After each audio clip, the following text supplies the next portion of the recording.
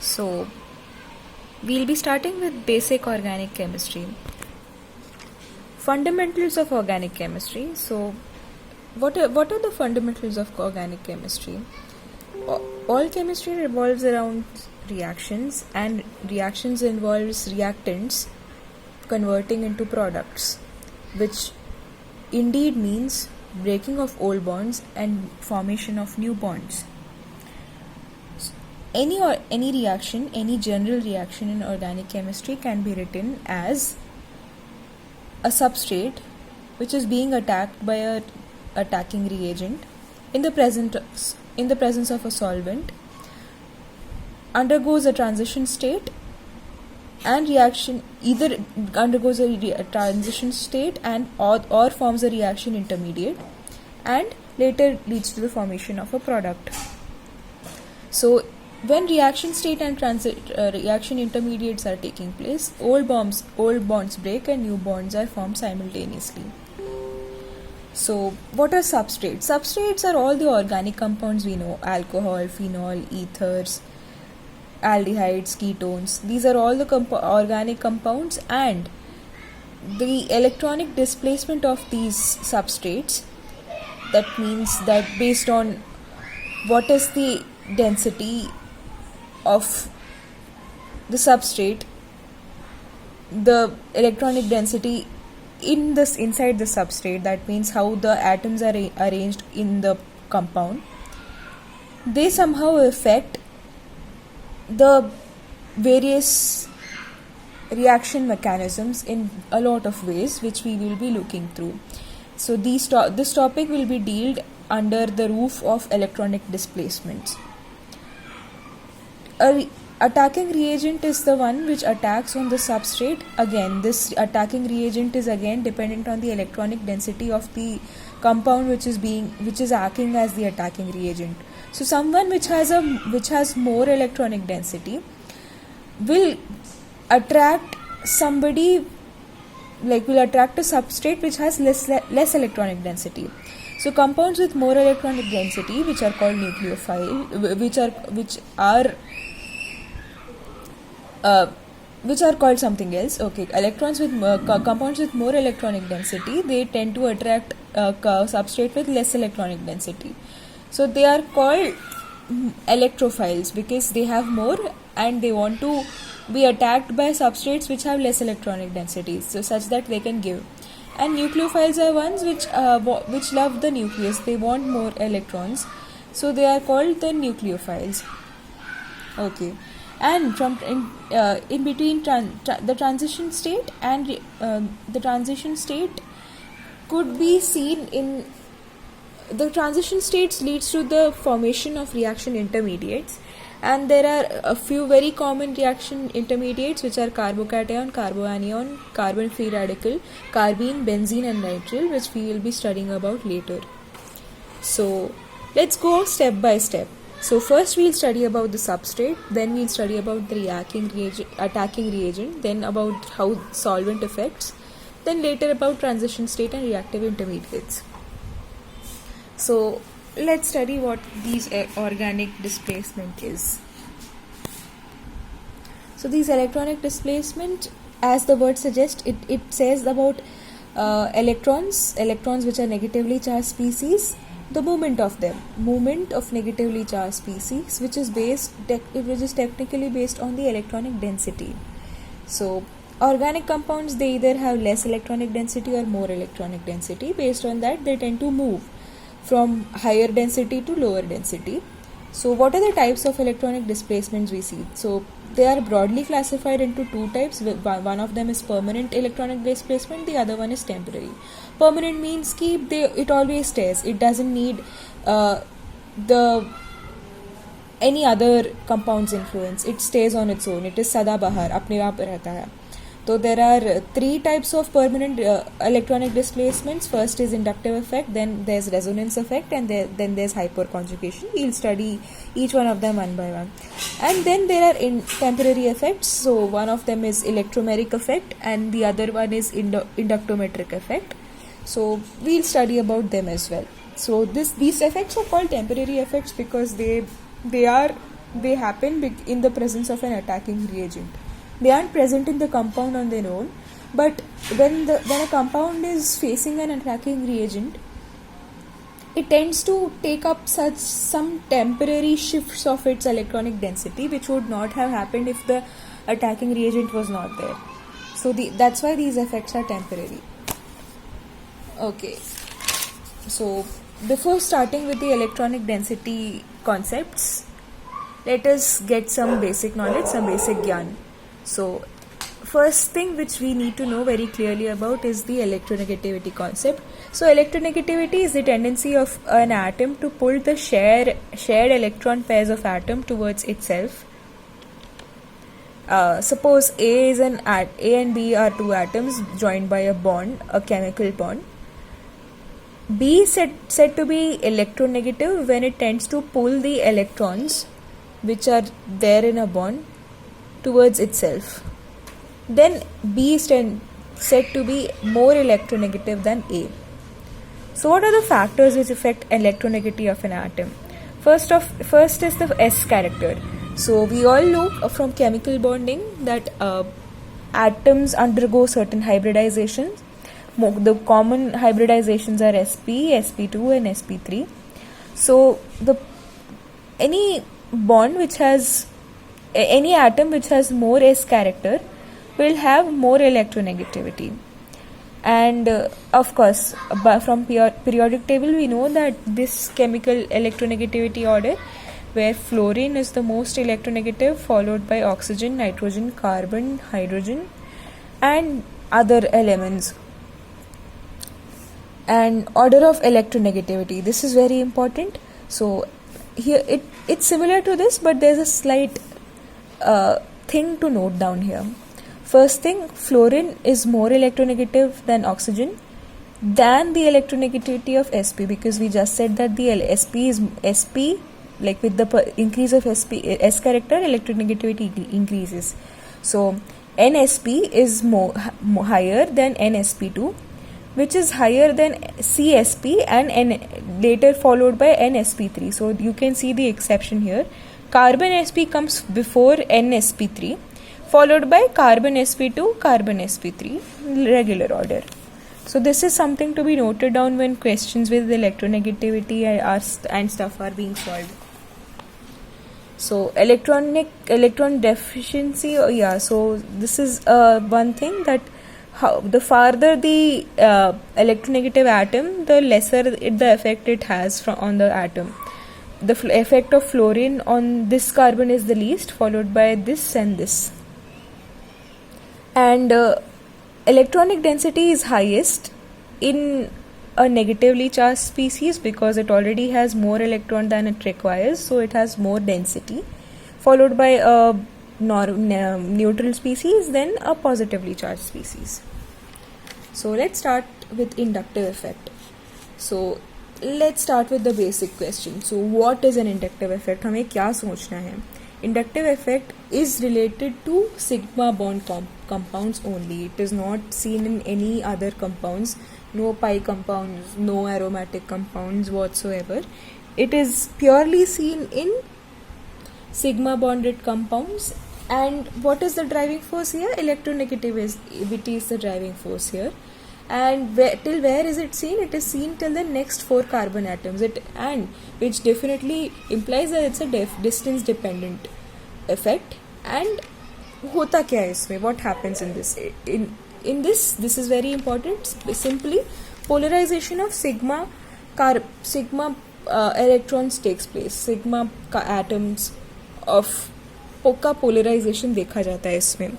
तो इसमें मूवमेंट किस ओर होता है, किस तरफ पोलराइजेशन होता है? पोलराइजेशन होता है लेस इलेक्ट्रोनेगेटिव एटम से मोर इलेक्ट्रोनेगेटिव एटम या स्पीसीज के ऊपर. तो क्या नहीं होता है इसमें होता है पोलराइजेशन होता है, आयनाइजेशन नहीं होता है. तो पोलराइजेशन और आयनाइजेशन के बीच में क्या अंतर है? पोलराइजेशन मतलब बस किसी एक कंपाउंड की ओर झुकाव बढ़ता हुआ नजर आता है, वाइल आयोनाइजेशन इज पूरी तरह टूट के एक आयन बन जाना. जैसे कि A और B है, तो अगर या फिर मैं ले लूँ हाइड्रोजन और फ्लोरीन, तो फ्लोरीन हमारा इलेक्ट्रोनेगेटिव एटम है, हाइड्रोजन से ज़्यादा है इसकी इलेक्ट्रोनेगेटिविटी, तो ये अपनी तरफ इलेक्ट्रॉन्स खींचेगा, बॉन्ड टूटेगा नहीं बट डेंसिटी ऑटोमेटिकली इसी की तरफ ज़्यादा होने वाली है, तो ये दिखाएगा अपना इंडक्टिव इफेक्ट।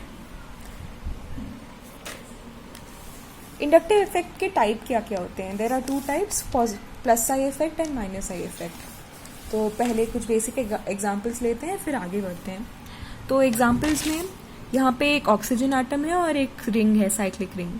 तो ऑक्सीजन एटम क्योंकि ये इलेक्ट्रोनेगेटिव है कार्बन एटम से, तो ये इलेक्ट्रॉनिक डेंसिटी को खुद अपने पास खींचने की कोशिश कर रहा है। सेम वे यहाँ पे नाइट्रोजन भी यही कर रहा है, अब इलेक्ट्रॉनिक डेंसिटी को खुद के पास खींच रहा है। यहाँ पे OH ग्रुप जो लगा है कार्बन प्रोपेन चेन के साथ, वो भी इलेक्ट्रॉनिक डेंसिटी को अपनी तरफ खींच रहा है। और जो भी एटम्स डेंसिटी को खुद की तरफ खींच रहे हैं, ऐसे इफेक्ट को हम माइनस आई इफेक्ट बोलते हैं। यहाँ पर फ्लोरीन एटम्स डेंसिटी खुद की ओर खींच रहे हैं, यहाँ पर OH ग्रुप अपनी ओर खींच रहा है, NO3 ये NO2 ग्रुप खुद की ओर खींच रहा है।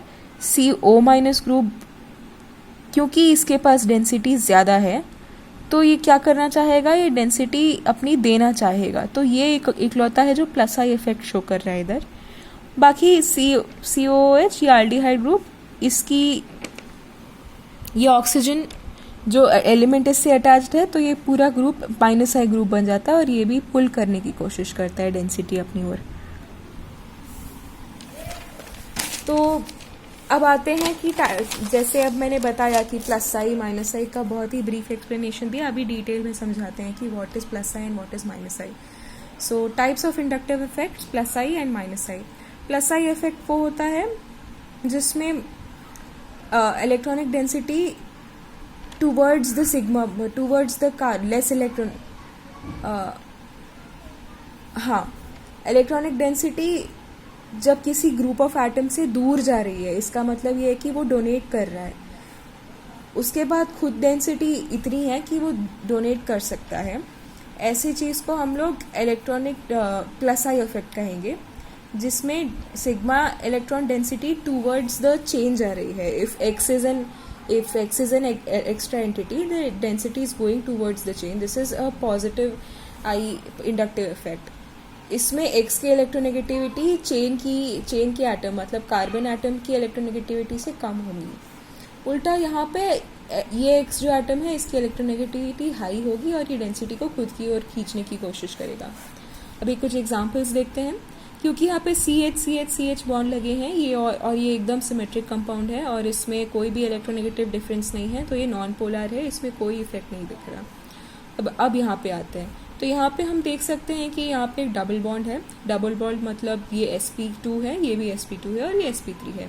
तो हमें पता है कि sp2 की इलेक्ट्रोनेगेटिविटी sp3 से ज़्यादा है, तो ये खुद की ओर खींचने की कोशिश करेगा इलेक्ट्रॉनिक डेंसिटी। ठीक है, तो ये बन जाएगा एक प्लस आई ग्रुप, ये हो जाएगा एक माइनस आई ग्रुप। टेक्निकली ये माइनस आई ग्रुप की तरह काम करेगा इस पूरे कंपाउंड के लिए। सेम वे यहाँ पे भी ट्रिपल बॉन्ड है, जिसकी यहाँ पे sp हाइब्रिडाइजेशन होगी इस कार्बन की, तो ये इलेक्ट्रॉनिक डेंसिटी खुद की ओर खींचने की कोशिश करेगा, जिससे कि ये माइनस आई इफेक्ट शो करेगा। वही यहाँ पे देखते हैं, यहाँ पे डबल बॉन्ड है और यहाँ पे ट्रिपल बॉन्ड है, तो ऐसे नहीं होगा कि दोनों माइनस आई इफेक्ट शो करेंगे। माइनस आई इफेक्ट रिलेटिव होगा। देखेंगे कि इन दोनों में से इन दोनों में से इलेक्ट्रोनेगेटिविटी किस ग्रुप की ज़्यादा होगी। तो ये sp2 कार्बन है, ये sp2 कार्बन है, ये sp3 है और ये sp3 है। तो जितना s कैरेक्टर ज़्यादा उतनी इलेक्ट्रोनेगेटिविटी ज़्यादा, और उतनी इलेक्ट्रोनेगेटिविटी ज़्यादा होगी तो उतना ही माइनस आई इफेक्ट बढ़ जाएगा। माइनस आई इफेक्ट मतलब खुद की ओर खींचने की शक्ति। तो ये अपने और इलेक्ट्रॉन्स को अच्छी तरह खींच पाएगा, ज़्यादा ताकत से खींच पाएगा कंपेयर टू sp2।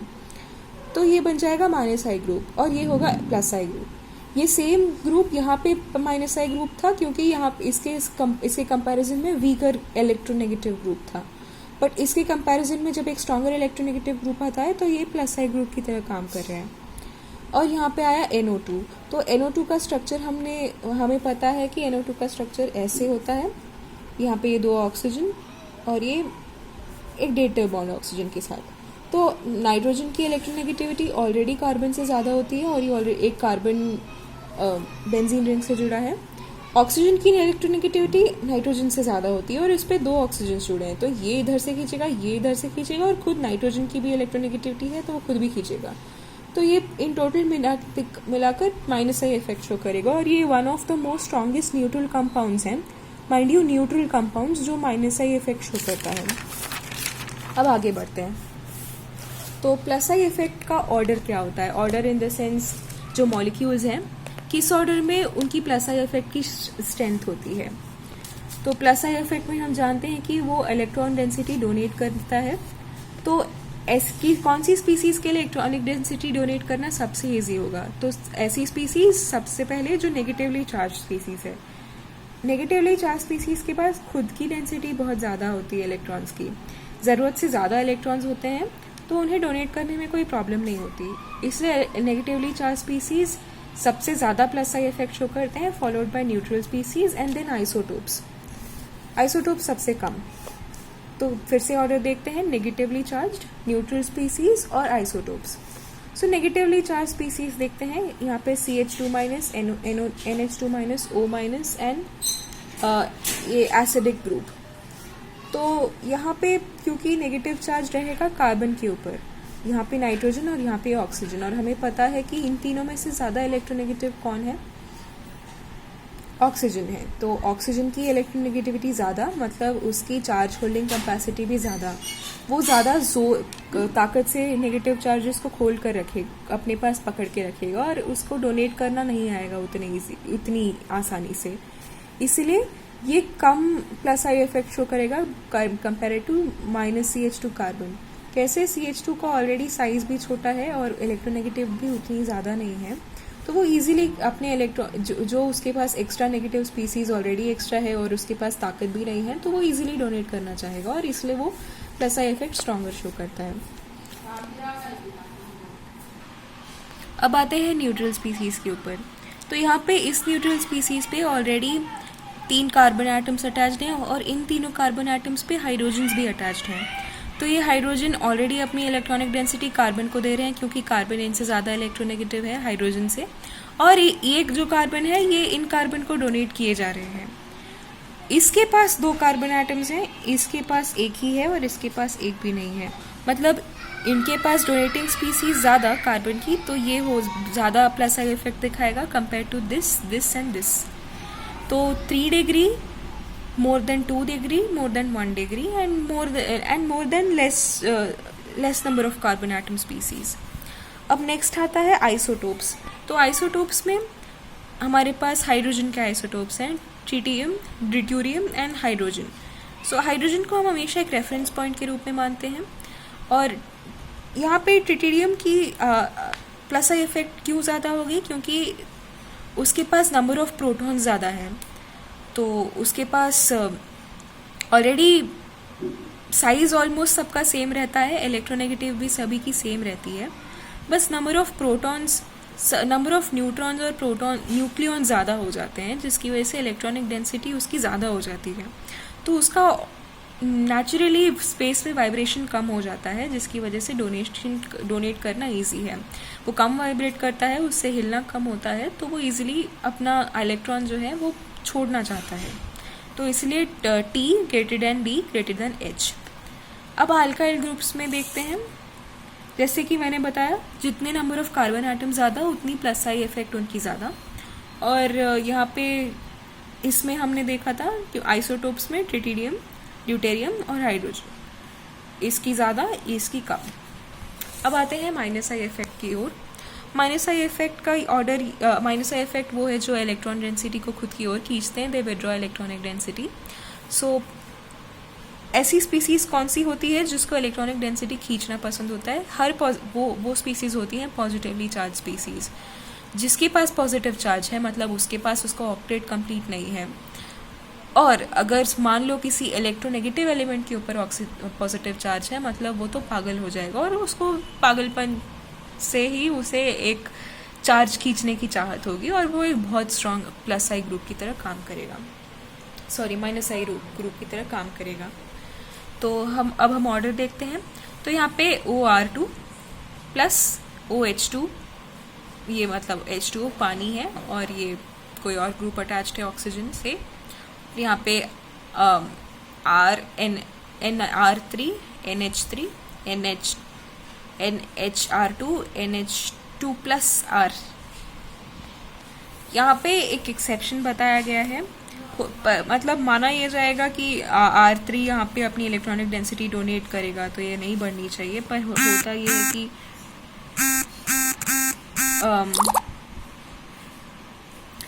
ये है कि R ग्रुप्स का साइज बहुत बड़ा होता है, तो साइज बड़ा होने की वजह से इनके बीच में इनका एंगल बढ़ जाता है, और जब एंगल बढ़ जाता है तो S कैरेक्टर और भी बढ़ जाता है, जिसकी वजह से इलेक्ट्रोनेगेटिविटी भी बढ़ जाती है।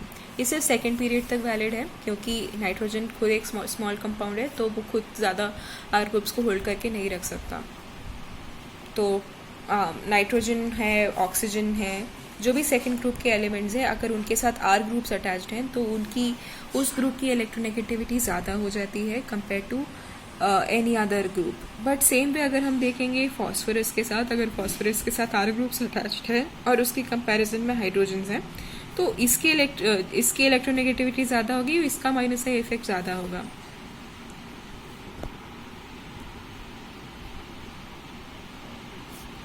सेम वे देखें, नाइट्रोजन का ज़्यादा, फिर फॉस्फोरस, फिर आर्सेनिक।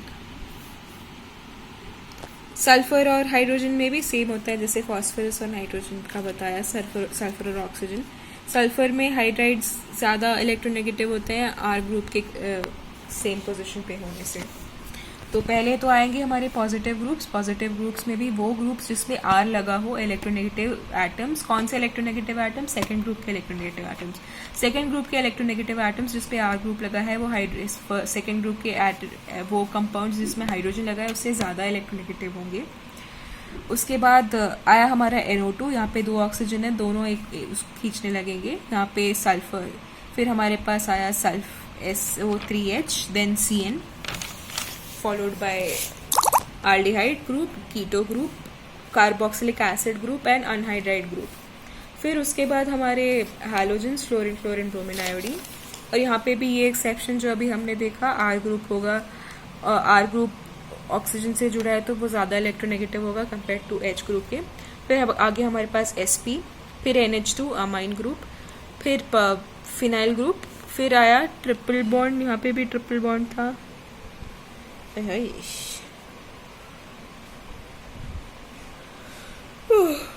डबल बॉन्ड होना चाहिए, देखते हैं। फिर आ गया हाइड्रोजन। तो पहले पॉजिटिवली चार्ज स्पीसीज जिसमें ऑक्सीजन, नाइट्रोजन ग्रुप्स, फिर यहाँ पे neutral species NO2, SOH3, CN, फिर उसके बाद कार्बन ग्रुप्स, फिर हैलोजेंस, फिर उसके बाद